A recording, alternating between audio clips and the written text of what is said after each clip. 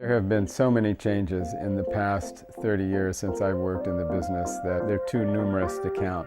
But probably the biggest one has been the increase of social media.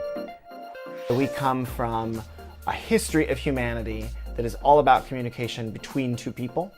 And then we go to a broadcast communication style for the last 150 years. Once the public was allowed to communicate back with us and this two-way dialogue was reestablished, I think it was a game changer for not just the journalism industry, but PR, marketing, across every industry and all sectors and categories. Who isn't involved in kind of the digital aspects of virtually everything that they do? So, I mean, if there's any one change, it's just the going from the unusual to the ubiquity of digital and its impact, not just on communications, but on business overall.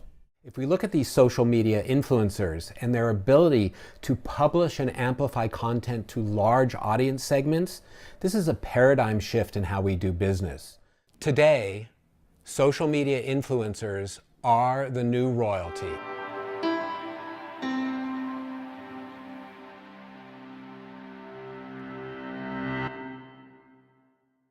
Influencers have always been an important tool for brands because it is more powerful when someone else is talking about you or your product in a positive way than when you are. It gives you this third-party credibility. It's sort of an endorsement.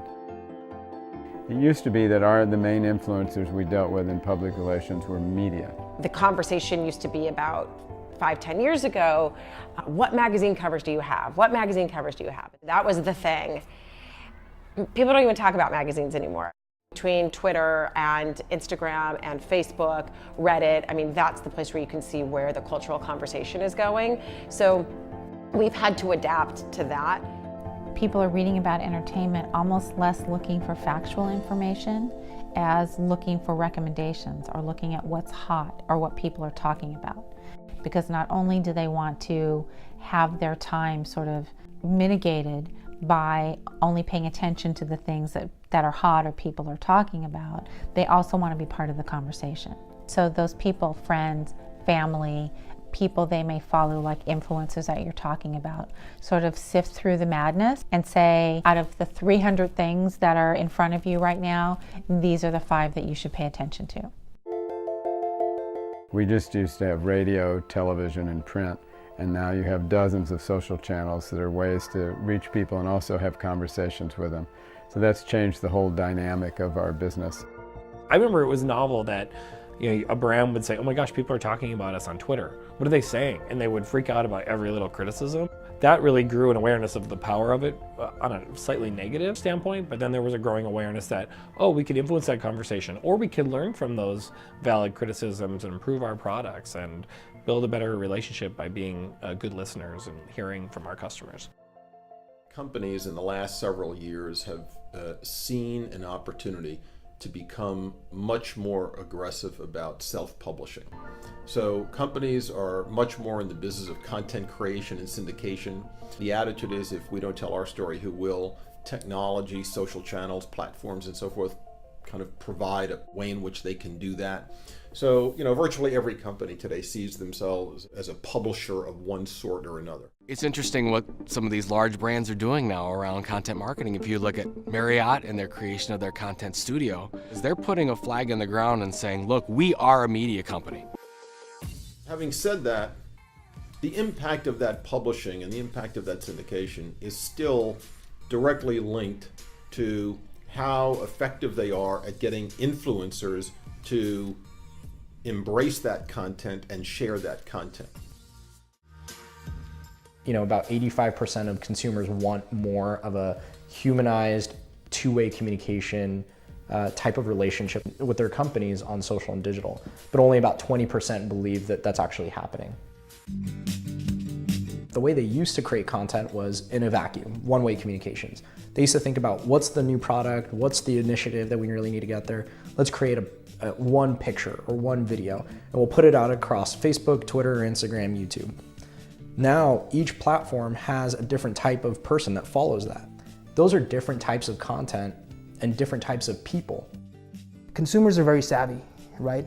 especially younger, as you get to the millennials. Millennials are savvy. They understand what you're trying to, don't try to sell me this, don't try to push me this, and you can immediately see that. And when this connection is not organic, you immediately switch the channel. You immediately press stop on your browser player because you understand that it's not honest. The challenge is to find these content pieces that are, one, obviously connected to a certain extent to the brand, but also connected to the consumer in an emotional level. In order to do that, you need to really work with people who are part of that group, bringing in what we call now influencers.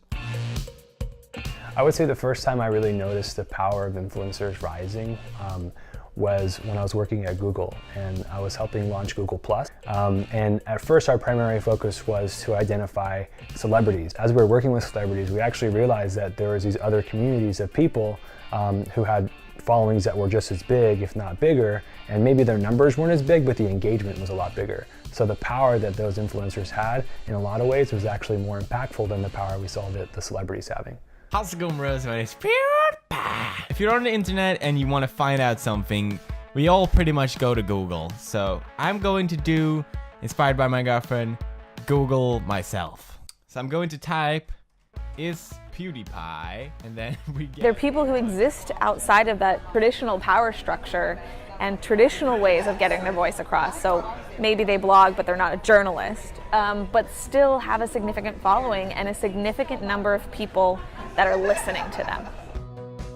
We've been influencing behavior one person to another forever, but digital and social media have allowed us for that to scale. That scale is unprecedented, that an individual who may or may not be of a post of authority or be famous or have their television show or be a big personality of some kind, they can earn an audience over time and be an influencer from their living room, from their computer.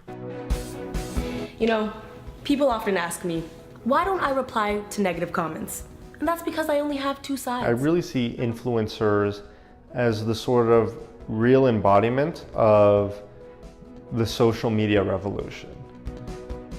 For social media, we've seen tremendous changes from 2000 through 2017. First, in the late 1990s and early 2000s, the introduction of blogging platforms. We moved from there to sites like YouTube that came along in 2005, which was very transformative in how we publish and consume video content. After 2005, we saw Facebook opening to the public. It was no longer only for university students, but became open to the public in 2006.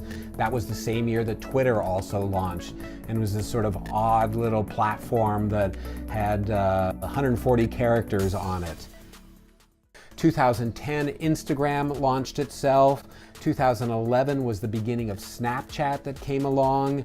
Facebook then bought Instagram in 2012. Twitter bought the Vine platform in 2012. Tremendous changes in growth here.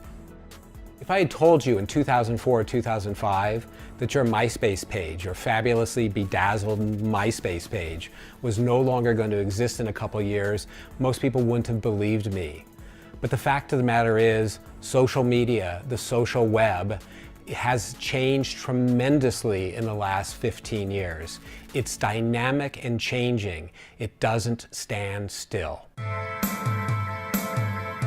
Social media in general and YouTube specifically, and really all the platforms that have become famous at this point really didn't start as commerce-based societies. And today we're bringing you the winners who, according to Forbes, are making bank this year.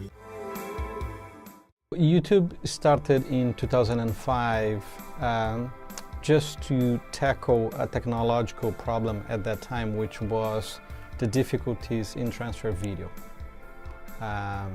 It had no intention to become a video destination. It had no intention to become an entertainment destination. Ladies and gentlemen, let me tell you about that vlog life.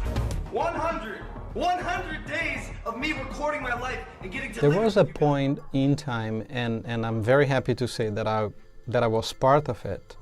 And it was around 2010, 2011 when, once we figured out the intellectual property protection system, and we made pieces with everyone that produces intellectual property, that's when we started to understand that we had people at the platform creating content and aggregating a very large audience around their content. Those audiences were going from these intimate crowds that they could know one-to-one into crowds that they were really performing for, you know, indirectly. And you really went from a friend network to an audience. And I think a lot of those creators realized that and started to refine what they were doing. I am your host, Corey Vidal, and you're watching my show. And I'm trying to figure out what would make people come back to my videos, and what can keep people's attention for more than 5 minutes, because people lose attention really quickly. Already, this is probably getting too long, so I'm going to cut right here. I've been posting on YouTube for 2 years, all kinds of videos of me sharing some of my random talents that I have. I dance, I play guitar, and I sing, kind of the main 3. I also do some acting here and there, and some of the videos I've posted have gotten a lot of hits, and in turn I ended up with a lot of subscribers. So YouTube ended up actually making me a partner. Nobody ever considered this would make them money. It was just, how do we get people to watch our stuff? I'm not quite sure how you have this planned. I don't. Okay. That's the beauty of YouTube. Hi, it's Anya. Oh, shut up. I hate that intro. I'm a filmmaker and a producer. It's what I moved to LA to do originally. And I met a bunch of people who were like, YouTube's really cool, we're making stuff. And I was like, oh, I make some stuff. So we started to work together and make things together and try and figure out how this YouTube thing was working. And we were like, oh, if you upload at 2 p.m. on a Tuesday, it does better than if you upload at 9 a.m. on a Wednesday. So everybody would be like, oh, okay, I'll do that too. And then we figured out thumbnails. If you make them look this way, it'll get more clicks.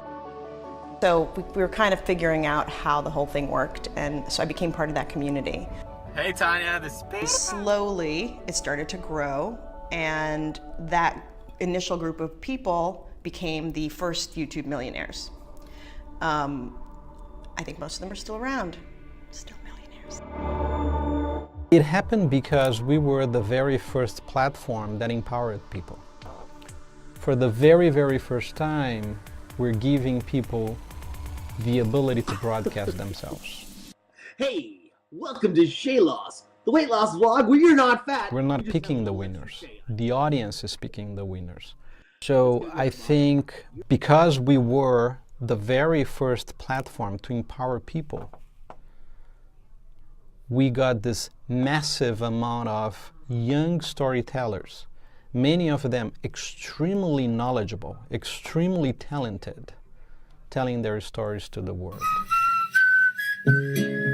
I decided to put up a song of my daughter and I singing, and by accident, it was all by accident, it ended up going viral on YouTube. I started getting reached out by a bunch of people, a lot of media attention for the past 2-3 years, and to this day actually. And I decided to go even deeper. So, you know, singing songs with my daughter was fun and stuff like that. And then I realized I was given an idea of like vlogging. I'm like, what is vlogging? You know, and I realized that I've been vlogging my whole life, recording my kids' memories and talking to myself on the camera. I thought I was crazy, but I wasn't crazy. I was vlogging. So then a light bulb hit. You know, I'm getting ready to apply for law school, for graduate school, and I decided to do this instead. I decided to become a YouTuber.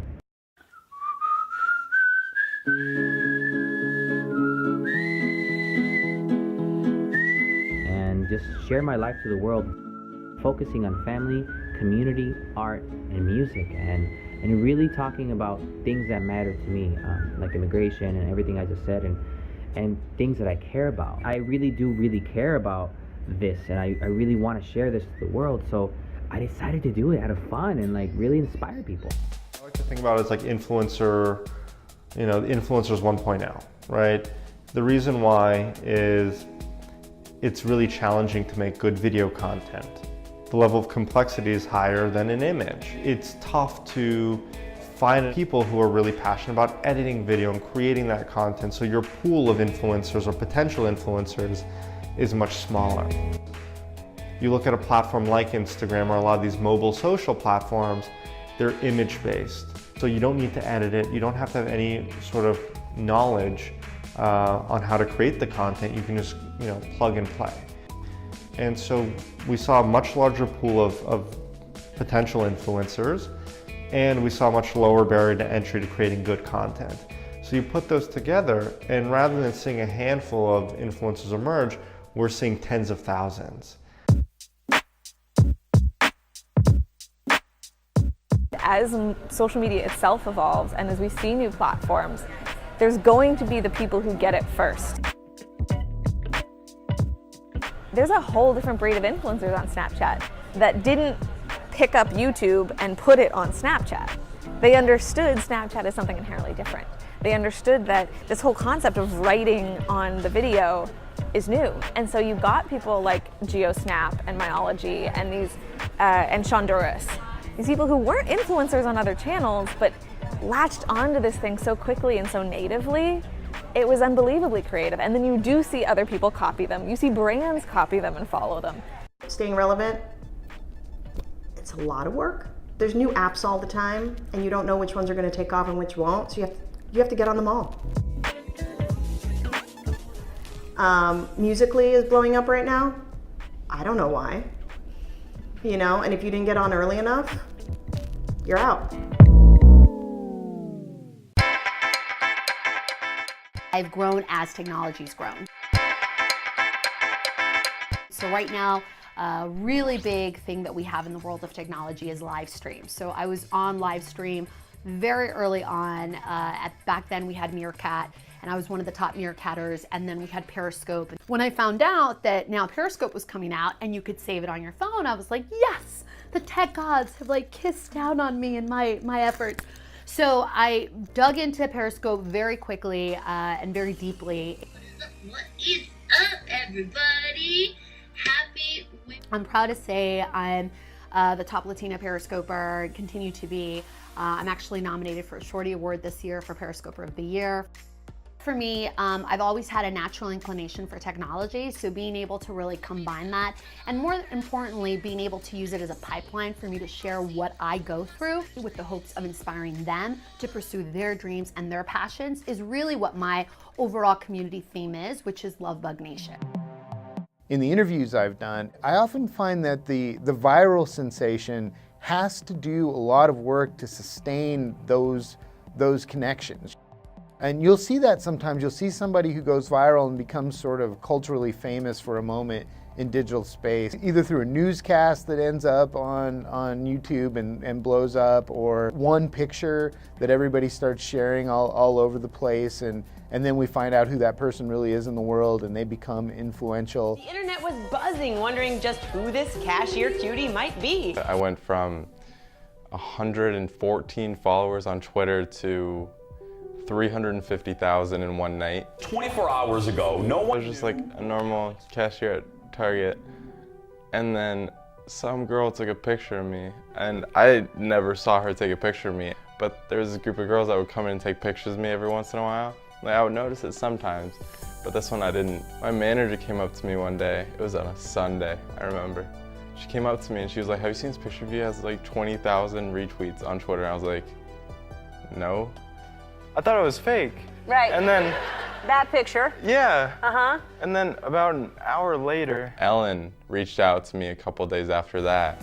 I went on set for Ellen. That was terrifying because I was just some kid that worked at Target. I had no experience in that whole realm. And it kind of just went from there. I got up to 750,000 followers on Twitter in a couple weeks. 2 million on Instagram in a couple weeks. It was a roller coaster. I think the other way to look at this are normal people. I mean, people really who never intended to be entertainers or influencers in the first place, who were just having conversations about something they really cared about, whether it was a specific passion like gaming or sports or makeup, fashion. There's so many different fields in which this has happened. They just talk about them because they really want to connect with people about some aspect of their interest. I created the vlog at the first moment just as a passion, just like a hobby for the weekends. So I used to take pictures with my mom in the garden of my house. And I share the pictures only in the weekends, Saturdays and Sundays. But just as a hobby, because I always have liked fashion. I like the clothes, how to combine different styles. I like fashion since I was little. I was always looking the magazines with my mom. I created the blog and then Facebook. Instagram was my last media, 2 years ago. But it has grown very fast, I think, because of the feeling with my followers. I'm always trying to answer them, all the questions that they have. I think that the most important thing for me is that they look at me like very natural. I can be like this with makeup, but I can also show them with a bun here with my hair and a mask at night, or when I wake up, like, good morning, this is my morning face. So people want to know that, no? Like more, to feel you like more close, not like a model, or I'm not perfect and I don't pretend to be, I don't like it. I'm just Marta and I try to show them my daily lifestyle. It was my only passion when I was a kid. I was playing soccer, and then when I was 18, a doctor told me, like, you need to stop because you have a problem, a genetic problem on the knees. And it was a big shock for me because it was the only thing besides studying I was doing in my life. And I said, like, how I'm gonna do that? And then a door opened and said, like, if you strength or you work out your legs in the gym with certain exercise, you may recover your knee and you may keep training in the future for soccer or for everything. So I signed up with the gym. I met many people who helped me out to understand this amazing world, like fitness, how eat better, how train harder, what exercises are better than the other. So that became my passion. So when I moved here to Los Angeles, any exercise I was doing, I posted. Anything, but I didn't trust at all in Instagram. I just did it because this girl, she became my friend. She told me, like, you need to do it. I said, like, okay, she knows better than me how it's working in Los Angeles, so I'm gonna do it. But in few time, I saw the people respond. The people answer to all the tips, all the questions I post in Instagram, all the stuff. So I said, like, oh, this is working, this is truly working. And I was connecting with people from all around the world, which is fantastic. And in that point is when I discovered the potential of Instagram. So I took it serious, and I'm posting like very regularly, like 3-4 times a week, about tips of nutrition, exercise, training, lifestyle. I think a lot of them had to come to realize that they had an influence that actually could be commercialized some way. I did it like step by step, and when I was about 50,000 or 60,000 on Instagram, that was the moment, the top, when I started like asking for money, of course, because I said I have these followers, and I think that this has to be like a win-to-win. While that was happening, more and more companies, especially some really forward-looking companies, started to realize that this was an opportunity to talk to a demographic they were having a hard time reaching, whether you think of them as millennials, people who are sort of on the cutting edge of digital technology. They were harder to contact through those traditional media, and so they needed to figure out new ways to contact them in ways that felt authentic. So what we try to do is learn from influencers and learn from people who are online and finding audiences online, and take whatever bit of authenticity or whatever piece of shareable that they've started to flourish and to create. How do we incorporate that into a brand message in a way that now when we make a piece of content for a brand, it doesn't feel like a commercial, it feels like a piece of entertainment that I really enjoy, it adds value to my life, and I want to share it with my friends. The traditional model has moved away from what it is, the old school commercial 30-second to a more, digital-based advertising, which is what we now call branded content. It has moved from trying to push in a 30-second spot a product to like, let me talk to you because as a brand, we understand what you are into, and branded content creates this. It's more of a lifestyle content that is presented by a brand, more so than, hey, look at the brand. But what's interesting is that a great social media campaign, influencer campaign, if it generates enough conversation, it then becomes newsworthy, and then the earned media channels will pick it up. I was brought in initially to manage digital content specifically for one of our clients, which is Lexus. At that time, the idea was to create portals for the Hispanic and the African American markets that would speak to that consumer beyond just buy this car or this is our brand. We really wanted to connect to that consumer. This is a luxury brand, so at a high level, at a lifestyle level. To give you an example, one of the pillars, as Lexus calls them, is music. Right now, Hispanics, we're very passionate about music. And through people here at the agency, I was lucky to be introduced to Pili Montilla, who was the creator and host of Vida Lexus Presents Te Para Tres. This is a music show that, day in the life of an up-and-coming alternative artist. And I find when I saw that the concept was really organic. Pili went from one place to another one in a vehicle. So to me, specifically thinking about Lexus, this was a perfect integration. She is a music lover and she talks to music lovers.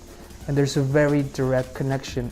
Even though she's not a musician, she is a curator, a connoisseur of what's coming up. And so her audience trusts her. I've been very lucky to work with really high-end brands like Heineken, Starbucks, Lexus, and I've been very lucky to work with them because I think that their brand and my brand as Pili Montilla really go well together, and that's why it works. That's why it's like, okay, these are successful campaigns. My content is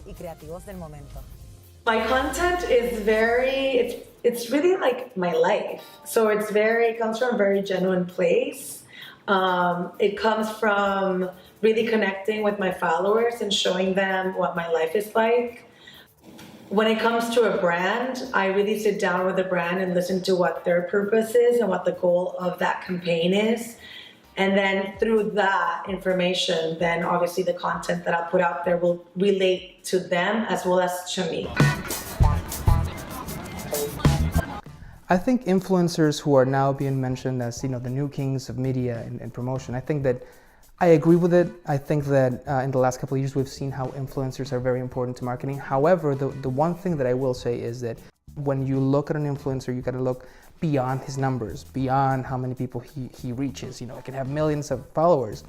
But if these are not followers that are actually interested in his message, sometimes it's tough to gauge that, right? And there's tools that we use in other production companies where you can see the top influencers and see the numbers, and that's one thing. But you need to meet them, one, for personality, and two, to make sure that these are actually talking to these audiences.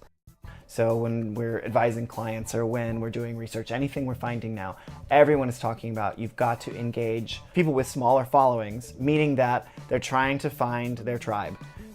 This is me finding the person who I absolutely 100% relate to and I am inspired by, and therefore I'm more likely to make a purchase from them than this person who's got a bigger following. So instead of there being the one celebrity or the one YouTuber that everybody knows, sure, they still exist, right? Your PewDiePie, Michelle Fan, they're still out there. But what's more interesting to me, and I think more indicative of what's new about influencers and online spaces in general, is that within certain niche communities and niche interests, you have those kings. You have the person who is not, God to everyone, but to this particular group of people who love this kind of music or love this kind of art or think this particular brand of humor is funny, they dominate. Advertisers and marketers feeling as if an influencer activation is pulling the wool over the eyes of anyone is delusional. The viewers know this is a partnership. They know this is a brand thing.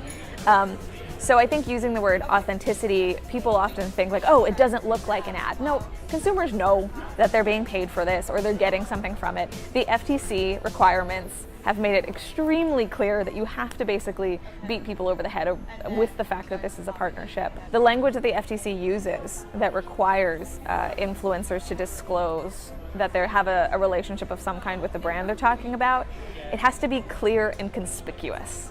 The rule is basically that if your grandma in Iowa can't tell that this is an ad, you need to be more obvious about it. Like, it's a very low standard. So when we think about authenticity, it's not about fooling the customer, the consumer. It's about it feeling like there's still validity in what the influencer is saying. It's kind of twofold. Number one is the content they are producing, their point of view on life. You know, what is their personal story?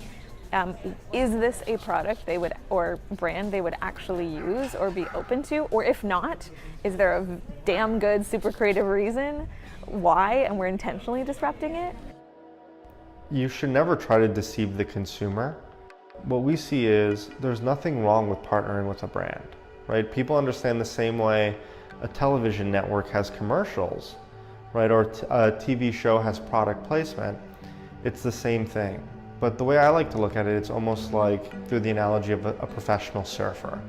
You never look at a professional surfer and say, oh, you're being sponsored by Red Bull, that's so bad, right? Or you're being sponsored by Channel Islands, that's so bad. You always look at it and say like, wow, that's awesome. You're partnering with a brand that you really like, that you're associating yourself with, and so it's often a win-win.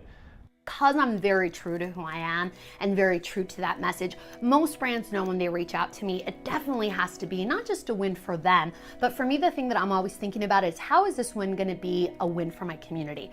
If I take care of my community and I also take care of the client, I know it'll be a win for me in the end. And if it's a great match, as I said, and it really meets a certain amount of criteria, then I'm in. Discovering that I could make money out of all this and like really, wow, it was insane. It was insane. It's like, what? Like you could just be yourself and get paid for it? What? That's cool. So I decided to keep going, just keep going and keep going and being myself and trying to be myself and find myself, because these past 6 years, 7 years, I really learned to discover me as a person and as an entertainer, as a father, as a YouTuber, as an influencer, a power Latino. I started attending conferences. I started speaking at schools. I started getting to know other people. I started, doing more on Facebook, on Instagram, and on Twitter, and really connecting with people and trying my best to really inspire families, kids, fathers, mothers, to remember that it's okay to be a dad. It's okay to have fun. It's okay to be yourself and to not follow trends, to not do what others do, but do you, So, and a lot of brands that I worked with early on understood that, and I really tried to stay my ground and to be honest with myself and try to be real with people. 20 comments from the video that I made for my wife, the one that is about her, about International Women's Day and her voice being my voice. And a lot of you were writing, and I don't know if it's new people, I don't know if it's people that have been following. I think the primary reason for success for influencers is trust. They build these communities in which they're in the center. People subscribe to them and connect to them and follow their lives in a way that we've never been able to follow people's lives before. Even celebrities in movies were playing somebody else. The athlete on a field is taking on a role, but the connection that you get through something like YouTube or Instagram or Facebook is really them themselves. And so there's this trust and connection that comes from this sort of mass friendship that they build together. I think we live in a trust deficit now. So we have so much information, we don't know how to process it. And so what we look for is trust, and what we trust is people. And so we look at reviews to decide what movies we're gonna download.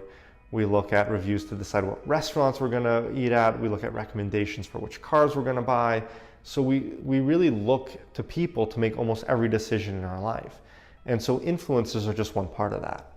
Influencers have the level of engagement they have with their audience because there's a sense of friendship. How's it going, everyone? PewDiePie here. PewDiePie. Welcome to my very first non-gameplay video. Oftentimes, influencers start out just like any of us, where there's just a kid putting a camera on in their bedroom and just giving it a shot. And I think people really relate to that because they feel like, oh, that could be me. That could be my best friend, that could be my neighbor. The power of influencers is that they have this direct connection with their fans. The fans have been watching them who knows for how long. And they trust what they say and they follow what their suggestions are. They have to be a little careful with that power.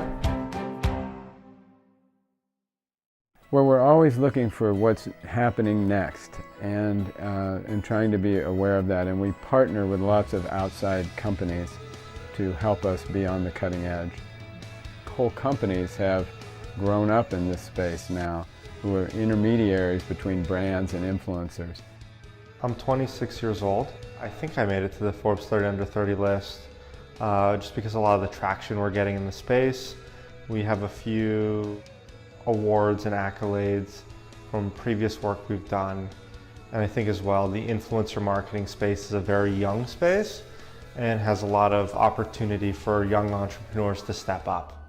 Influencer is probably one of the most talked about words in marketing today. It started at a really low price point in 2010 and has been increasingly growing due to marketers and brands just seeing the value in it. And it's becoming more analytical in today's day and age to where brands are a little bit more savvy, and influencers are also just as savvy as well because they're receiving deals left and right from different types of brands. I think in terms of if there's a bubble, I wouldn't consider it a bubble. I think the market will always work itself out, and there will always be a need for influencers. I think eventually there's going to be a point where there's more of a standard protocol instead of it being the wild, wild west. At this point, there's no exact science to it.